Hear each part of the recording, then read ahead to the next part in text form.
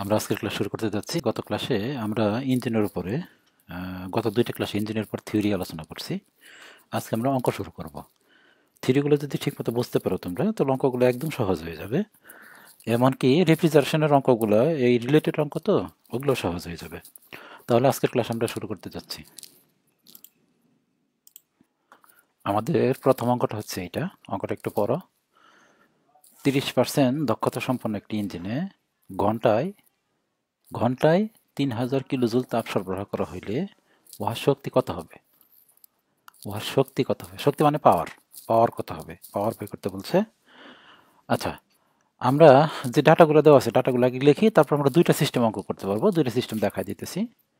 আমরা অঙ্ক দুইটা সিস্টেমে করতে পারবো। প্রথমে দেখো, আমাদের দক্ষতা দেওয়া আছে, ডাটা গিভেন। লিখি, দেখো, ডাটা ডাটা গিভেন, দক্ষতা দেওয়া আছে 0.3। আচ্ছা, এখানে একটা টাইম দেওয়া আছে ঘন্টায়, আর ঘন্টায় তাপ দেওয়া আছে 3000 কিলো জুল তাপ, এটা ঘন্টায় দেওয়া আছে। তার মানে আমরা এটা লিখতে পারি, অথবা আলাদা আলাদা লিখতে পারি।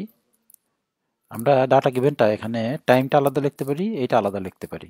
আচ্ছা, আমি প্রথমে আলাদা আলাদা লিখি। হ্যাঁ, তো কিউ এর পরিমাণ কত?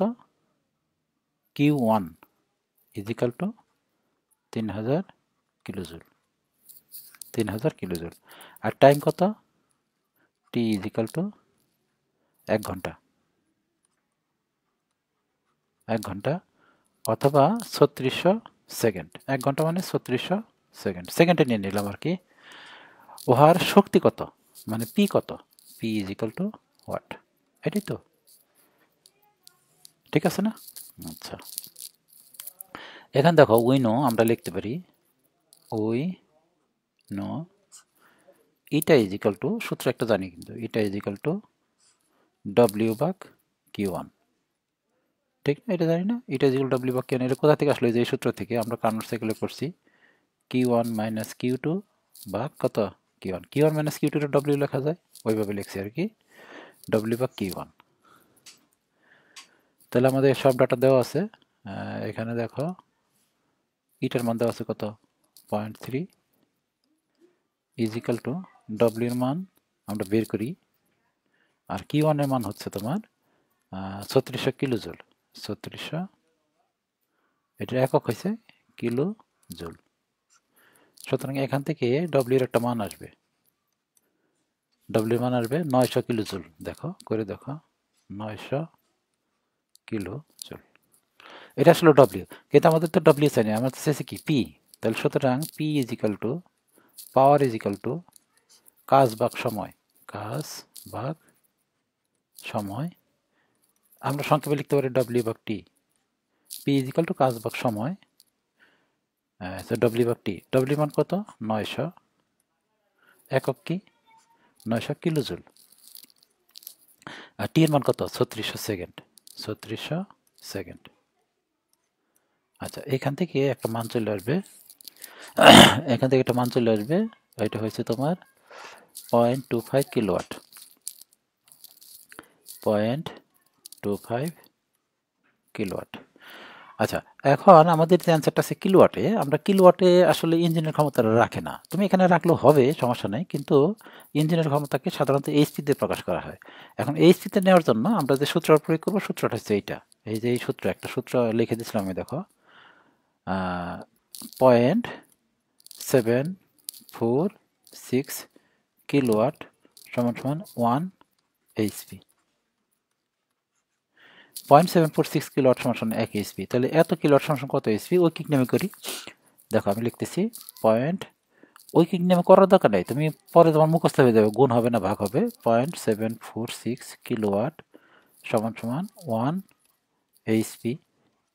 সুতরাং 1 কিলোওয়াট সমান সমান 1 ভাগ 0.746 এইচপি।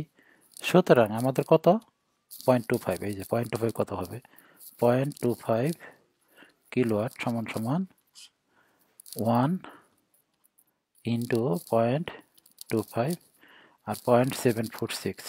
0.746 এখান থেকে ক্যালকুলেশন করলে যেটা আসবে ওইটা হচ্ছে 0.335 এইচপি, সম্ভবত 0.335 এইচপি, 0.335 এইচপি, এটাই আনসার।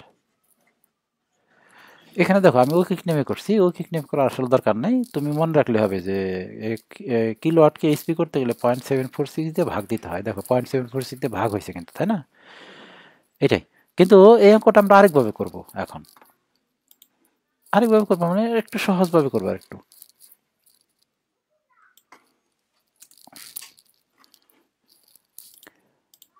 আচ্ছা, আমরা ডাটা গিভেনটা লিখে ফেলি। ডাটা গিভেনটা একটু অন্যভাবে লিখবো আমরা এখন। ডাটা গিভেন, দক্ষতা দেওয়া আছে তোমার ইটা ইজিক্যাল টু 0.3, দক্ষতা দেওয়া আছে কত? 0.3।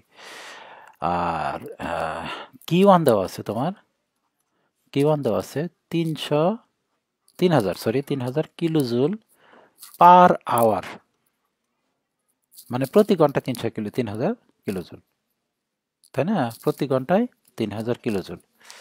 তাহলে এটারে যদি আমি করি কিলো জুল পার আওয়ার, না মানে এখানে তো লেখা আছে ঘন্টায় 3000, তার মানে কিলো জুল পার আওয়ার। এইটারে যদি লিখি আমি তাহলে এরকম হবে, দেখো 3000, আমি যদি আওয়ারলি সেকেন্ড করি 3000 বা কত 3600, এখানে যেটা হবে এটা হবে তোমার কিলো জুল পার সেকেন্ড হয়ে যাবে। এখন কিলো জুল পার সেকেন্ড হয়ে যাবে। আমি যদি করি এটারে একটা ক্যালকুলেশন করে ছোট করি, তাহলে 3600 না সরি 3000 ভাগ হয়েছে 3600, 5/6 সমান সমান হবে 5/6, 5/6 কিলো জুল পার সেকেন্ড। ওকে, আচ্ছা এখন আমরা সূত্র লিখবো। এই কি ওয়ানটা দেওয়া আছে কিলো জুল পার সেকেন্ডে দেওয়া আছে। আমি একটা জিনিস বলছিলাম মনে আছে, দেখো আমরা সূত্রটা একটু দেখি, রূপান্তরটা দেখি। It is equal to Q one minus Q two বা কিউ ওয়ান, তাই না? এটার বদলে আমি লিখছিলাম কি ডব্লিউ বা কিউ ওয়ান। আমি একটা জিনিস বলছিলাম, যদি কিউ ওয়ানটার মান যদি সেকেন্ডে থাকে তখন এই ডব্লিউকে পি বলা যায়, পি বা কিউ ওয়ান লেখা যায়, মনে আছে?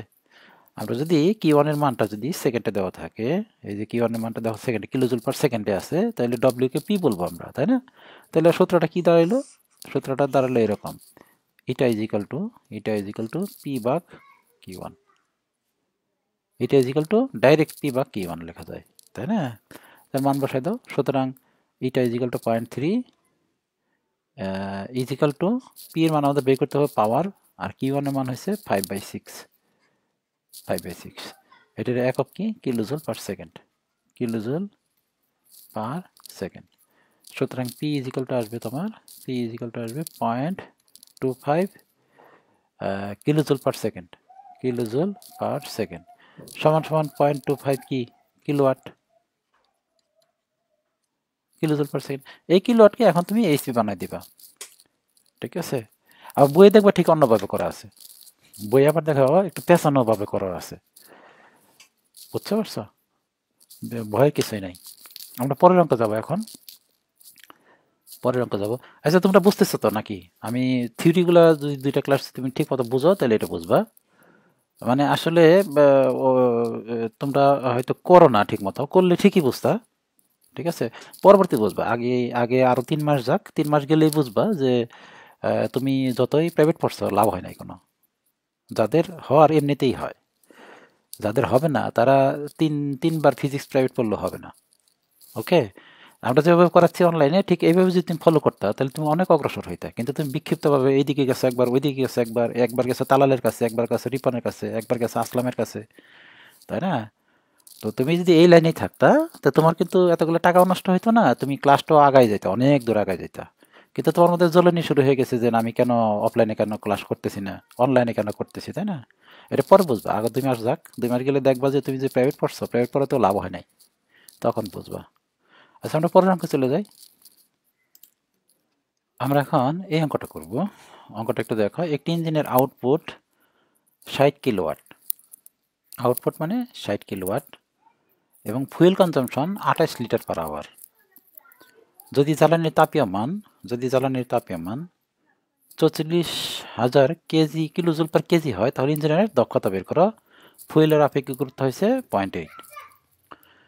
আচ্ছা, আমাদের যে জিনিসটার মধ্যে সবচেয়ে খেয়াল রাখতে হবে এটা হচ্ছে এই যে ফুয়েল কনজাম্পশন আর জ্বালানির তাপে মানে দুইটার এককের দিকে আমাদের খেয়াল রাখতে হবে এই অঙ্ক করার ক্ষেত্রে। তোমরা একবার অঙ্ক করলেই তোমাদের অভ্যাস হয়ে যাবে।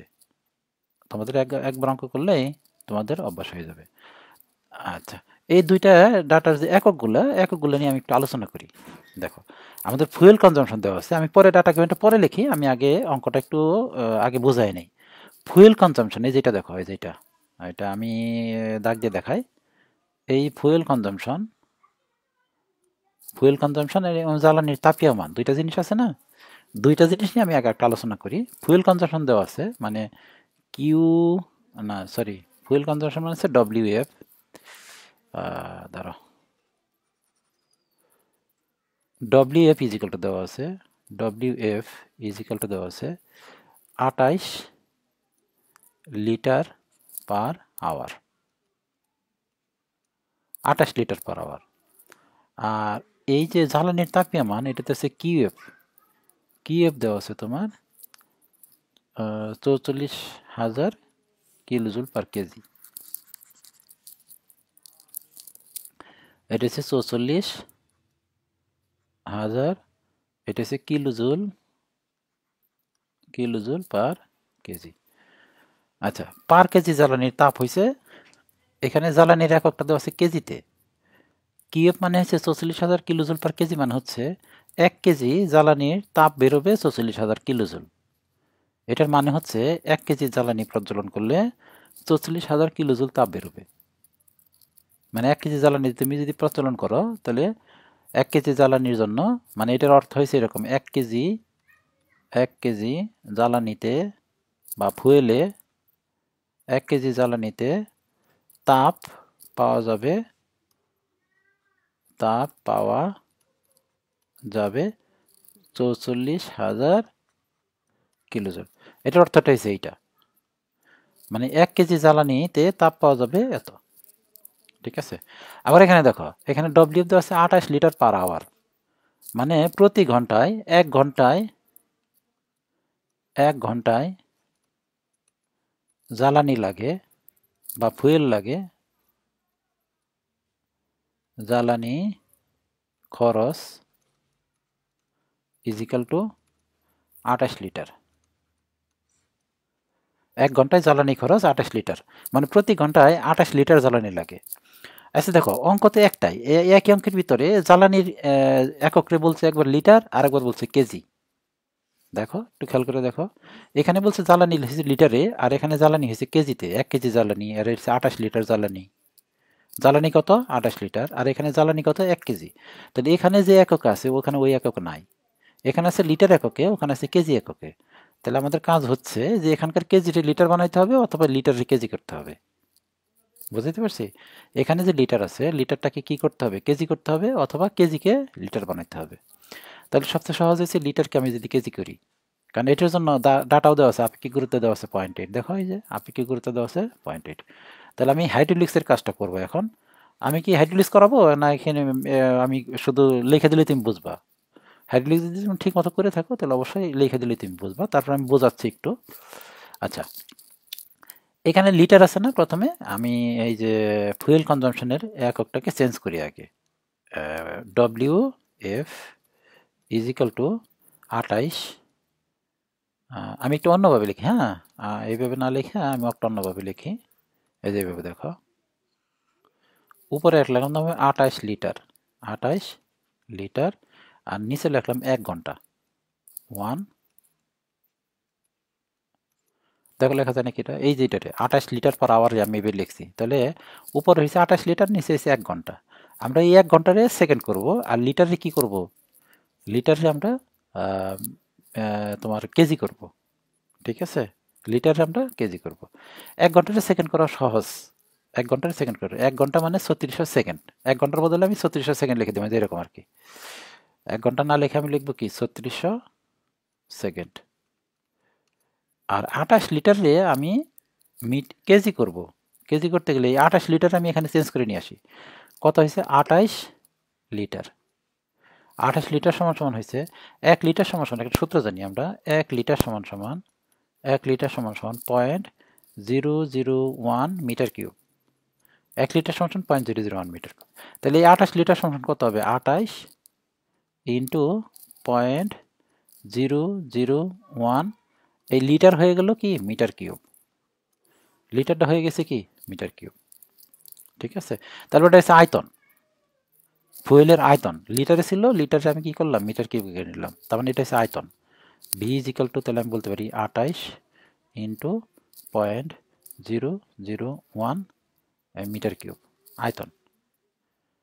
আচ্ছা, আমরা যে একটা সূত্র জানি, সূত্রটা হচ্ছে রু ইজ ইকাল টু এম ভাগ বি, রু ইজ ইকাল টু এম ভাগ বি। ঠিক আছে, রু ইজ ইকাল টু এম ভাগ বি। আচ্ছা, এখানে দেখো এই জ্বালানির আপেক্ষিক গুরুত্ব হচ্ছে 0.8। আচ্ছা, আপেক্ষিক গুরুত্বরে এস ইজ ইকাল টু 0.8 দেওয়া আছে। আচ্ছা বলো দেখি ঘনত্ব ইজ ইকাল টু কত হবে? আমি ডিটেলসে যাচ্ছি না আর কি, তোমরা মনে হয় পারো এগুলা। এস ইজ ইকাল যদি 0.8 থাকে, ঘনত্ব is equal to 0.8 gram per centimetre cube, অথবা অথবা অথবা rho is equal to 800 KG per metre cube, KG per metre cube. মানে আপেক্ষিক গুরুত্বের থেকে ঘনত্বতে কীভাবে কনভার্ট করে আমি দেখাচ্ছি না। আপেক্ষিক গুরুত্ব যদি দেওয়া থাকে তাহলে এটারে আপেক্ষিক গুরুত্বের ঘনত্ব একই জিনিস, মানে একই মান একই, কিন্তু এককটা ভিন্ন। আপেক্ষিক গুরুত্ব কোনো একক নাই, এই যে এস দেওয়া আছে না, এস এর আপেক্ষিক গুরুত্ব 0.8, তাহলে ঘনত্ব is equal to 0.8 gram per centimetre cube. অথবা এটা গ্রাম পার সেন্টিমিটার আছে, আমি যদি কেজি আর মিটারে লিখি তাহলে 800 কেজি পার মিটার কিউব।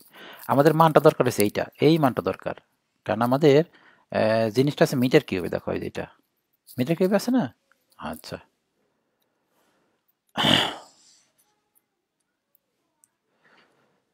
এখন যদি বুঝতে না পারো তাহলে আবার প্রাইভেট পড়ো, সমস্যা কি? প্রাইভেট পড়লেই বুঝবা, মানে তোমার মানে জিনিসটা একবারে প্রাইভেট পড়লেই হয়ে যাবে, ডুয়েটে চান্স হয়ে যাবে। আচ্ছা, rho is equal to M ভাগ বি, তাই না? Rho is equal to M ভাগ বি। তাহলে আমাদের এখানে ঘনত্ব আপেক্ষিক গুরুত্ব দেওয়া আছে কত? 0.8। তাহলে আমি ঘনত্ব লিখবো তোমার 800, 800, এটা হবে KG per metre cube equal to M ভাগ বি। এম এর মান আমি জানি না, আর ভি এর মান হচ্ছে 28 ইন্টু 0.001, 28 ইন্টু 0.001, এটার একক কি মিটার কিউব, 28 ইন্টু 0.001।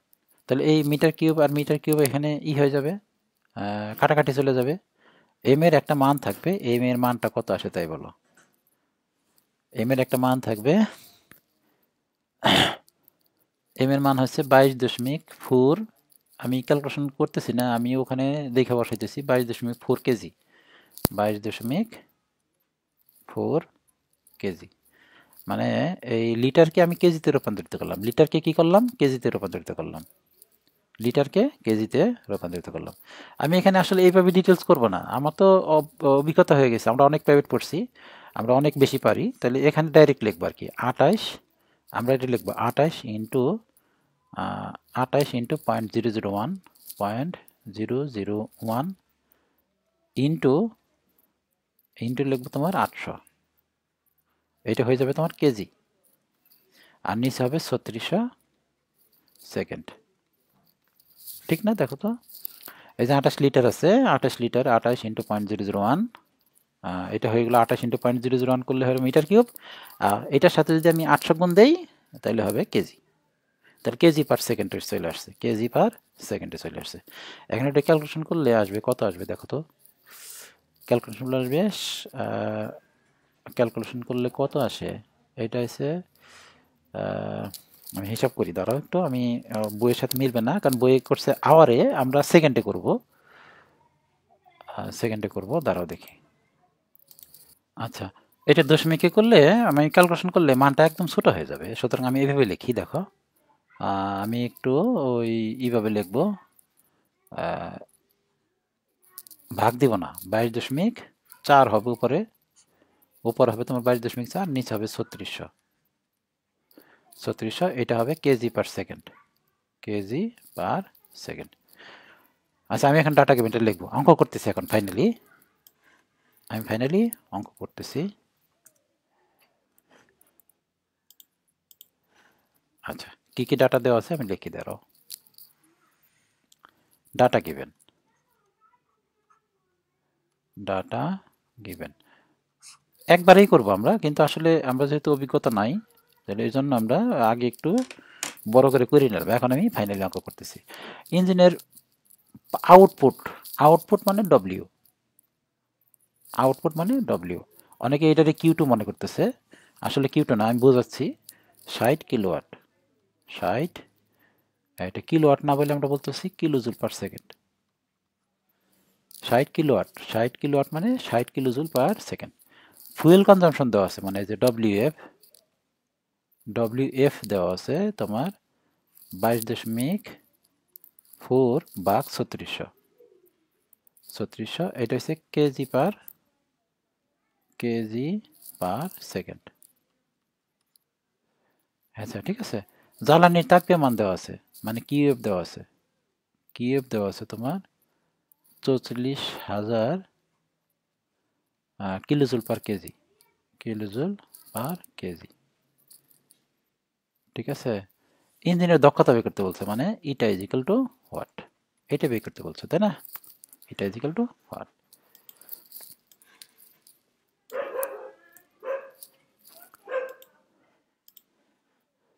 আচ্ছা, অনেকেই বুঝতেছে না যে ডব্লিউটা যে এই যে এটা যে ডব্লিউ, আমি ইঞ্জিনের সিমেট্রিক ডায়াগ্রামটা একটু আঁকি, তাহলে তুমি বুঝবা। এই যে এখানে, এখানে ফুয়েল ঢুকবে, ফুয়েল ঢুকলে এখান থেকে তাপ বেরোবে, একটা ইঞ্জিন, এটা একটা ইঞ্জিন, আর ইঞ্জিনটা তাপ ছেড়ে দিবে এখানে সিঙ্কের ভিতরে, তাই না? ডায়াগ্রামটা এরকম ছিল না? একটু অভ্যাস করো।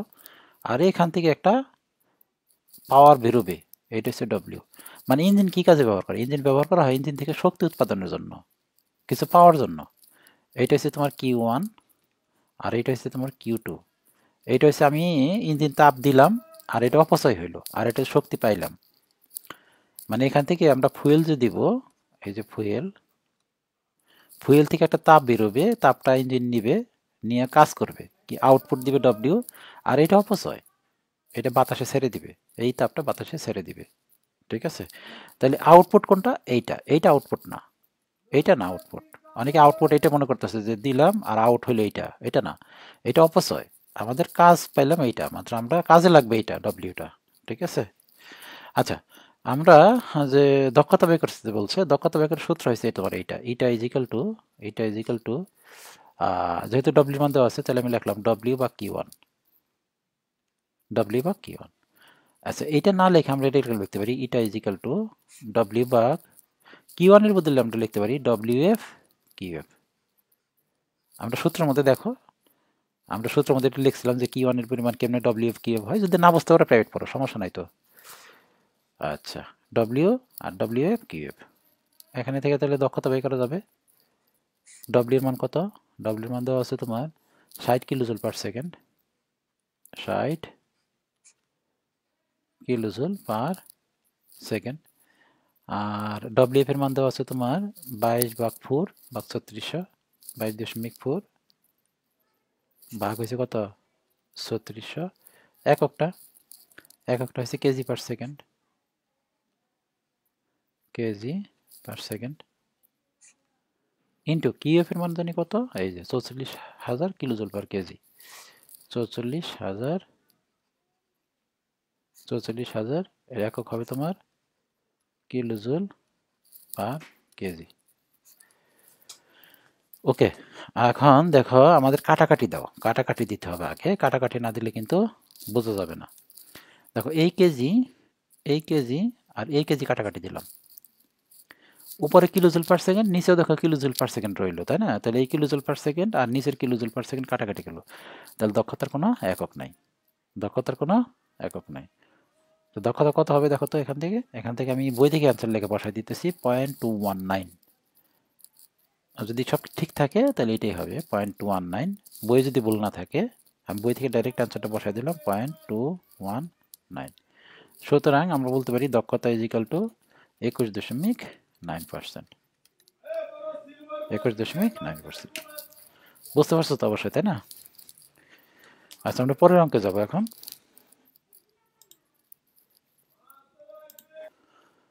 আচ্ছা, আমরা এই অঙ্কটা করবো এখন। অঙ্কটা একটু দেখো, একটি গাড়ির ইঞ্জিনের পাওয়ার আউটপুট আমি ডাটা গিভেনটা লিখে ফেলি। হ্যাঁ, ডাটা গিভেন সাথে সাথে লিখে ফেলি, পড়ি আর ডাটা গিভেন লিখি। ডাটা গিভেন এটি গাড়ির ইঞ্জিনের পাওয়ার আউটপুট। পাওয়ার আউটপুট মানে হচ্ছে লিখতেছে পাওয়ার। হ্যাঁ, আউটপুট তো বুঝছো তুমি, আউটপুট মানে এই যে এইটা। আমি আবার দেখাচ্ছি।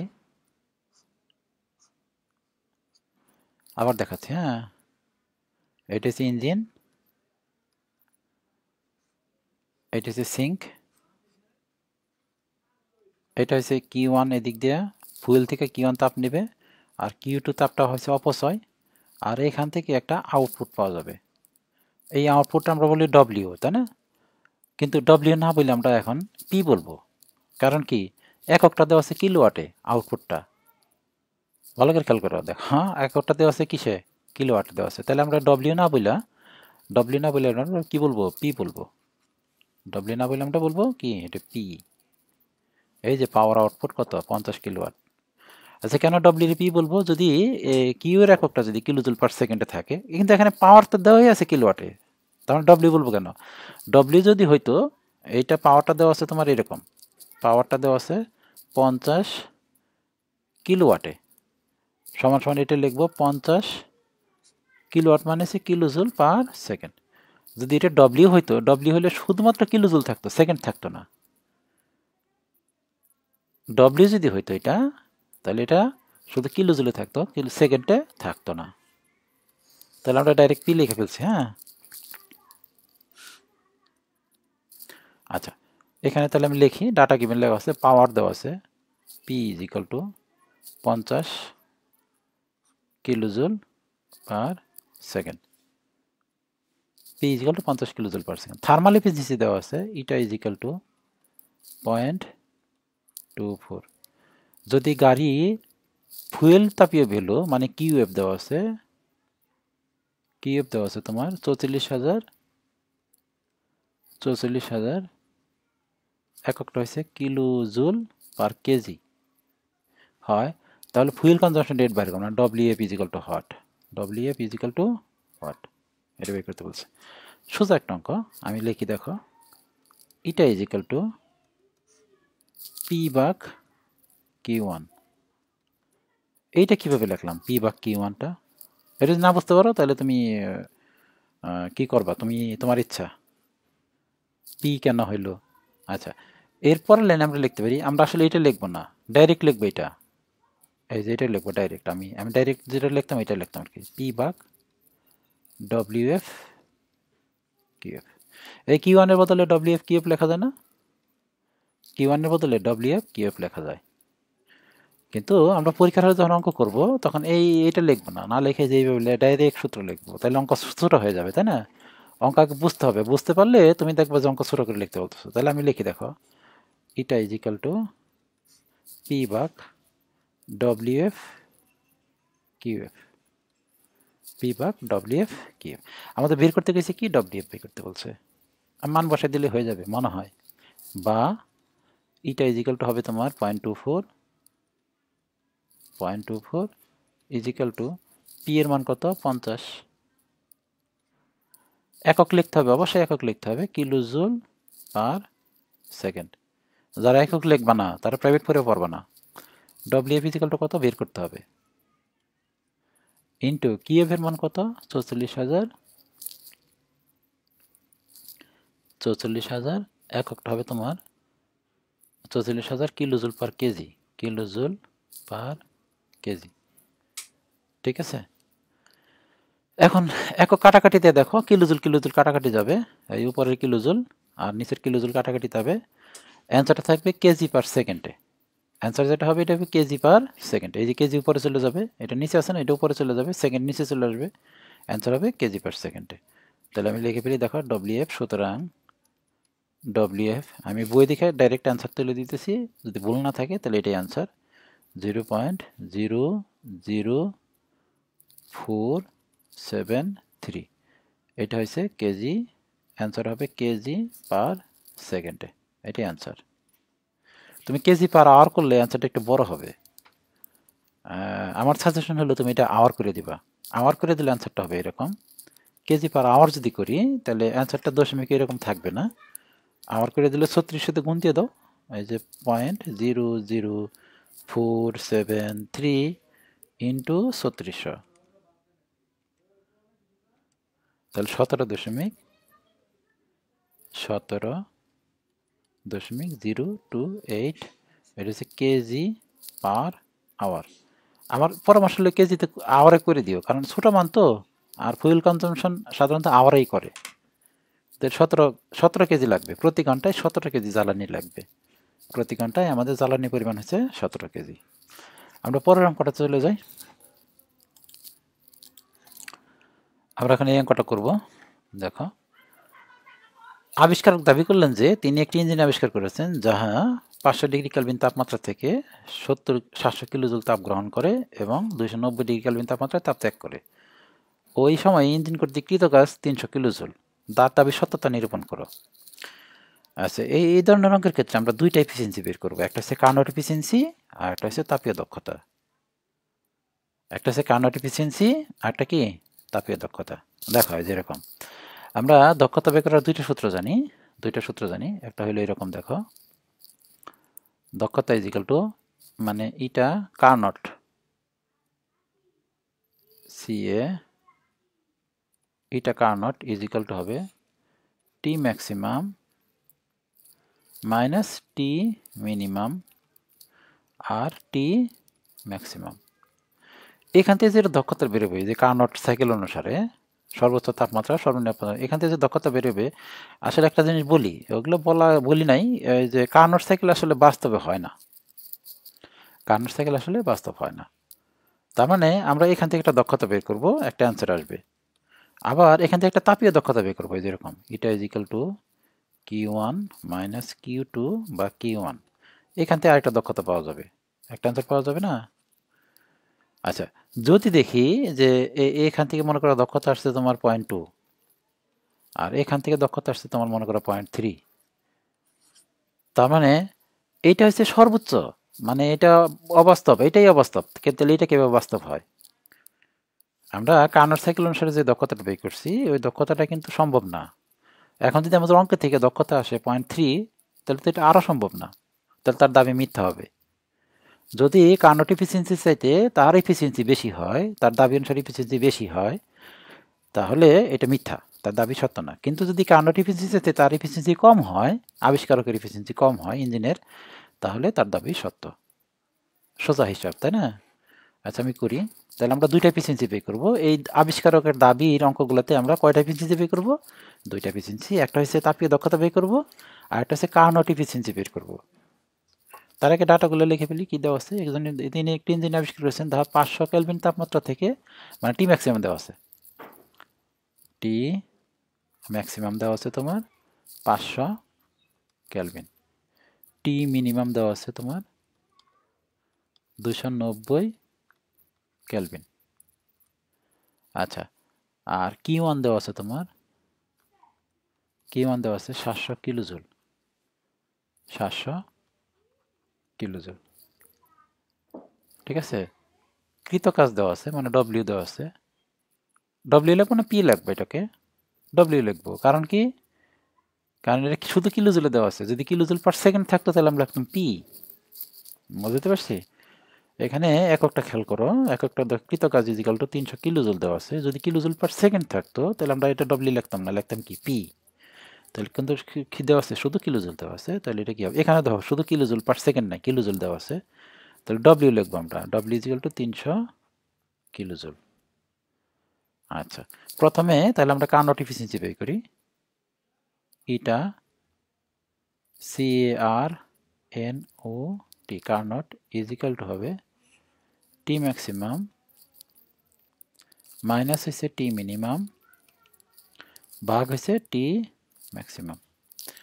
তাহলে মান বসাই দাও, টি ম্যাক্সিমাম মানে 500 মাইনাস 290 ভাগ কত হবে 500, এখান থেকে একটা মান আসবে, মানটা হলো তোমার 42%, মানটা কত আসবে 42%। এটা গেল কার্নোটের, মানে এইটাই অবাস্তব, এটা কিন্তু অবাস্তব, মানে আসলে কার্নোট এফিসিয়েন্সির যে দক্ষতা বের হয় একটা ডাটা দিয়ে, ওইটা কিন্তু বাস্তবে সম্ভব না। আমরা কার্নোট এফিসিয়েন্সি কিন্তু বাস্তবে সম্ভব না, এটা কিন্তু সম্ভব না, মানে এটা শুধু থিওরিটিক্যাল, এটা প্র্যাকটিক্যালি এটা হয় না, 42% দক্ষতা হয় না। মানে এই তাপমাত্রা দিয়ে যে 42% দক্ষতা বের করছে, এর সাথে বেশি হবে না, এইটাই হবে না, বা এর সাথে বেশিটা হবে না। এখন দেখি যে সে যে ইঞ্জিনটা বেরোচ্ছে তাতে যে তাপ কাজ পাইছে ওইগুলো দিয়ে আমরা একটা দক্ষতা বের করবো। এই দেখো এখানে আরেকটা দক্ষতা বের করতে পারি, এটা হচ্ছে থার্মাল দক্ষতা, তাই না? থার্মাল দক্ষতা ইজ ইকাল টু ডব্লিউ ভাগ Q1। যে ডব্লিউ দেওয়া আছে, Q1 দেওয়া আছে, মান বসাই দিই। ডব্লিউ কত? 300, আর Q1 এর মান কত? 700। এইখান থেকে একটা দক্ষতা বেরোবে, ওই দক্ষতা হয়েছে 42.8%।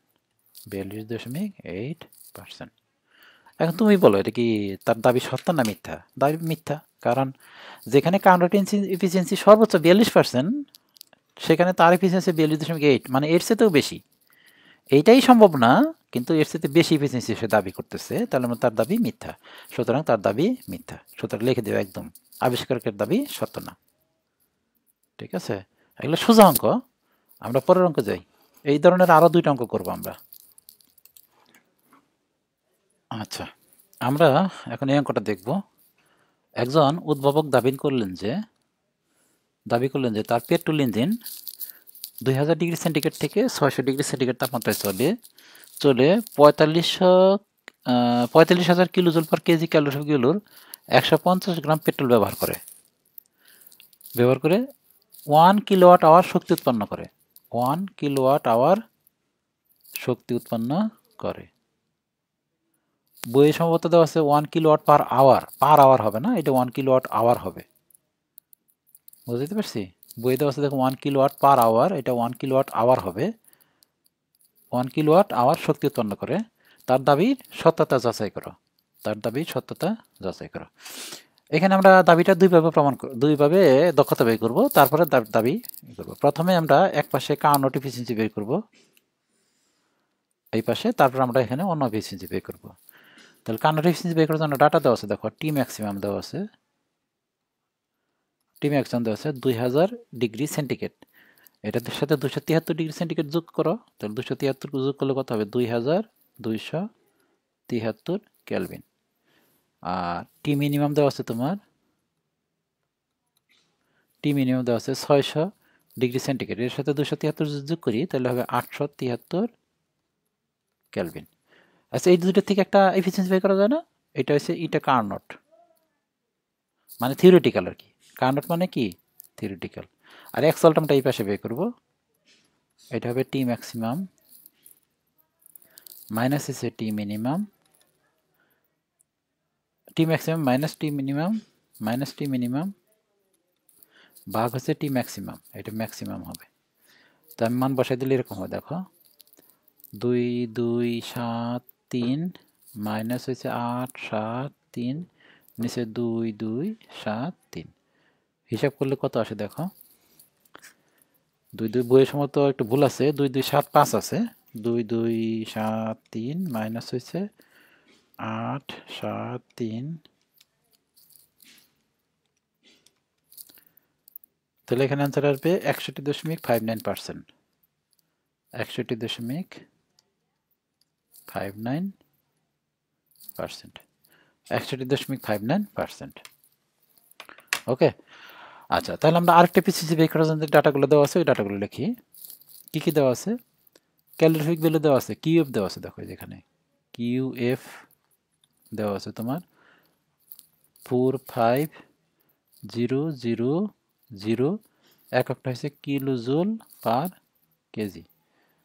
আর ক্যালোরিগুলোর 150 গ্রাম পেট্রোল ব্যবহার করে, মানে ডব্লিউএফ দেওয়া আছে। ডব্লিউ জ্বালানির মান দেওয়া আছে 150 গ্রাম, মানে 0.15 কেজি। 150 গ্রামে কেজি করে নিলাম, 150 গ্রামটা আমরা কেজি করে নিলাম। আচ্ছা, তারপরে ক্ষমতা দেওয়া আছে কত?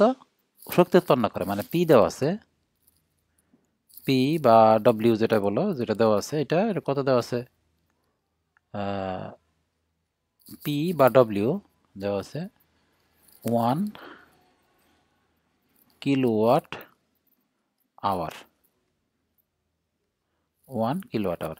আচ্ছা, এখানে আমরা যে ইসের এককটা দেখছিলাম, যে ডব্লিউএফ এর এককটা মনে করে দেখো কেজি পার সেকেন্ড অথবা কেজি পার আওয়ারে থাকার কথা ছিল, কিন্তু এখানে দেখো 150 গ্রাম শুধু দেওয়া আছে, এটা কেজি করে নিছি, কিন্তু এটা কত ঘন্টা এটা বলা নাই। এই ঘন্টাটা আসলে এখানে দেওয়া আছে। এটা আমি কেজিটার নিচে আমরা ইচ্ছা করলে ঘন্টা দিয়ে দিতে পারি, ঠিক আছে? অথবা আমি একক অনুসারে কাজ করে ফেলবো। দেখো এখানে যেটা ঘন্টাটা আছে, আমি দেখো এটা কাজ করে ফেলি, এটা এটা কেজিতে আছে না? আমি এখানে দেখো কি করি, এই 1 কিলোওয়াট এটার লেখা যায় এরকম, দেখো 1 কিলোওয়াট না লিখে আমি লিখতে পারি kilojoule per second, kilojoule per second লেখা যায় না, ইন্টু এই ঘন্টা আছে, ঘন্টারে তুমি 3600 একক লিখে দিলাম সেকেন্ড,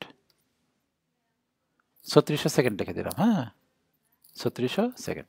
আচ্ছা, এই সেকেন্ড আর এই সেকেন্ড দেখো কাটাকাটি চলে যায়, এই সেকেন্ড আর এই সেকেন্ড দেখো কাটাকাটি চলে যায়, সমান সমান থাকে কত দেখো, থাকে হচ্ছে তোমার 3600, শুধু থাকে কিলোজুল, 3600 কিলোজুল থাকে।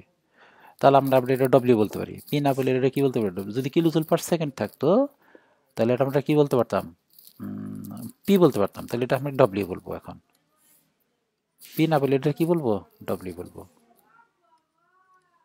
মানে আউটপুট যেটা, ঠিক আছে? আচ্ছা, তাহলে দক্ষতা ইজিক্যাল হবে তোমার এরকম,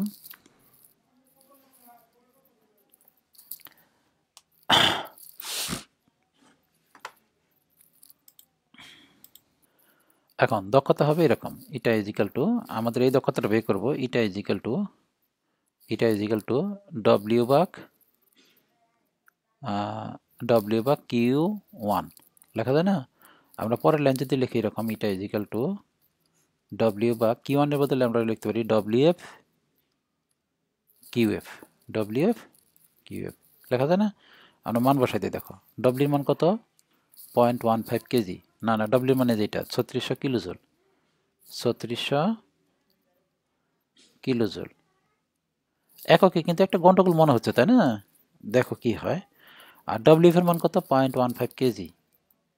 এককে যখন গন্ডগোল হবে কিংবা হবে না, যখন সবসময় একক লিখবা 0.15, এই যে আমি ব্রেকেটে কিন্তু সবসময় একক লিখতেছি, আর কিউএফ এর মান হচ্ছে তোমার ইন্টু,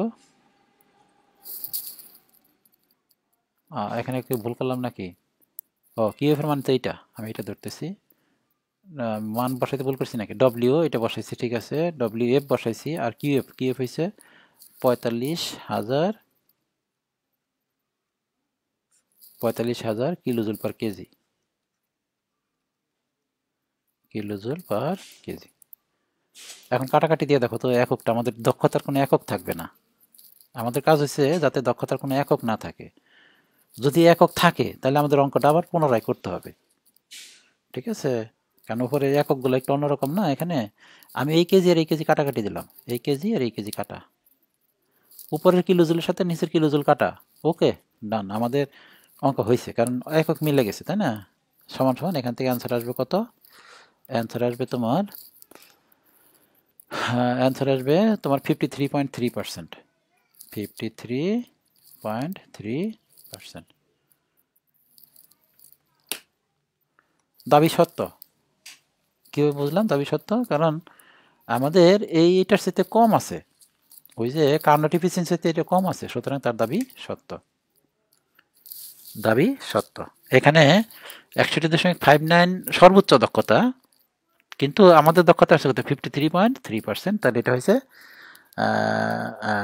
এটা হচ্ছে তোমার সত্য, মানে কম আছে, কম থাকলে সত্য, বেশি থাকলে সত্য না। আচ্ছা,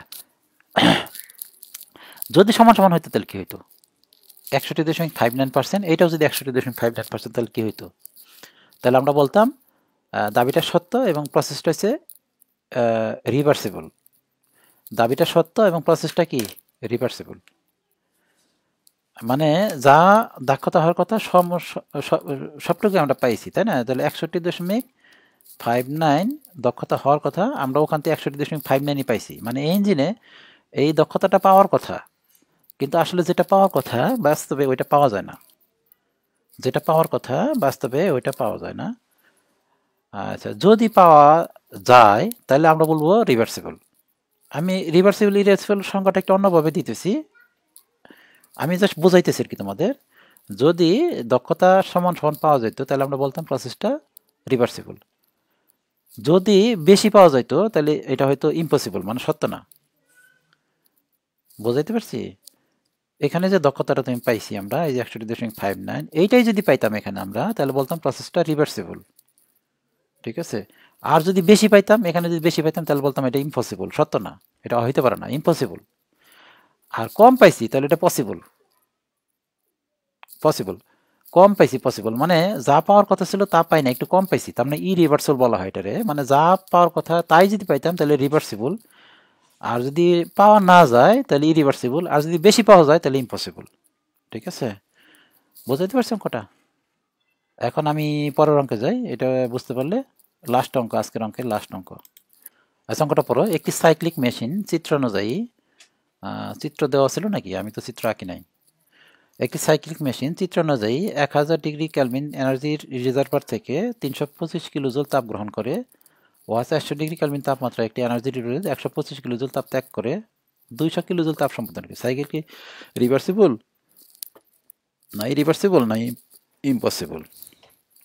ওকে, আমি চিত্রটা আঁকি। হ্যাঁ, যেহেতু চিত্র কথা বলছে, চিত্র না আঁকা থাকলে আমরা আঁকতে পারবো, সমস্যা নাই। এখানে একটা রিজার্ভার আছে, এখানে আমরা ফুয়েল দিব, তাই না? এখানে কি দিব? ফুয়েল দিব। এখান থেকে তাপ বেরোবে,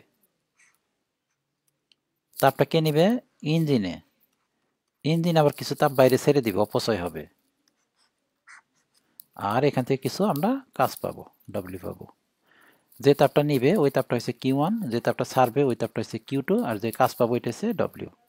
এখন দেখো ডাটা গিভেন লেখা যাবে। ডাটা গিভেন যদি আমরা লিখি, তাহলে এখানকার তাপমাত্রা হচ্ছে 1000 ডিগ্রি কেলভিন। তার মানে আমরা টি ম্যাক্সিমাম দেওয়া আছে, তোমার 1000 কেলভিন। আচ্ছা, তাপ নাই কত? এখান থেকে তাপ নাই কত? Q1 ইজিক্যাল টু দেওয়া আছে, আমি দুই পাশে লিখতেছি। Q1 ইজিক্যাল টু দেওয়া আছে 325 কিলো জুল তাপ গ্রহণ করে। ইহা 400 ডিগ্রি কেলভিন তাপমাত্রা ত্যাগ করে, মানে এখানে ত্যাগ করে, এই যেখানে। তার মানে টি মিনিমাম ইজিক্যাল টু 400 কেলভিন। একটি এনার্জি এত থেকে ত্যাগ করে, মানে Q2 ইজিক্যাল টু দেওয়া আছে, এই যে Q2 ত্যাগ করে কত? 125 কিলো জুল। কাজ করে কত? ডব্লিউ ইজিক্যাল টু দেওয়া আছে তোমার, ডব্লিউ ইজিক্যাল টু দেওয়া আছে 200 কিলো জুল দেওয়া আছে, 200 কিলো জুল দেওয়া আছে। এখন বলছে সাইকেলটি রিভার্সিবল, ইরিভার্সিবল না ইম্পসিবল। আগে এখান থেকে একটা দক্ষতা বের করবো, এখান থেকে একটা দক্ষতা বের করবো, তারপর আমরা ডিসিশন নিব যে এটা রিভার্সিবল, ইরিভার্সিবল না ইম্পসিবল হিসাব করবো, তাই না? আচ্ছা, শুরু করি। এখান থেকে একটা দক্ষতা বের করি, এটা হচ্ছে ইটা কার্নট।